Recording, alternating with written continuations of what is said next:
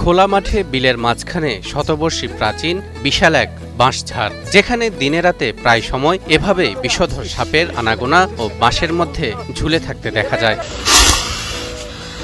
হিন্দু ধর্মের অনুসারীরা সাপকে বলে থাকেন মা মনসা, তাই তো ঐতিহ্যবাহী বাঁশঝাড়ের ভেতর নির্মাণ করা হয়েছে দেবী মা মনসা মন্দির, যেখানে পূজা অর্চনা করেন সনাতন ধর্মাবলম্বীরা। এখানে আমাদের জমিদার বাড়ি আছিল, জমিদার বাড়ি তারা এই মনসা পূজা করে স্থাপন করছে।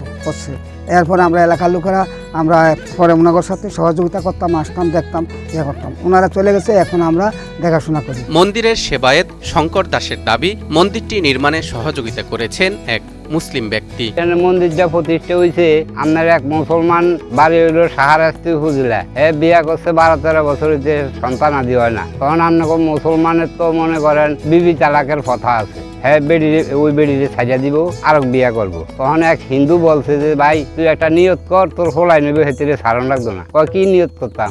তুই শেয়ার কর যে আমার যদি সন্তান আদি হয় তাহলে আমি মনসা মুড়ার মধ্যে একটা মন্দির করিয়া দিই। ওই সেই লোকেই এখানে এই মন্দিরটা করিয়া দিই।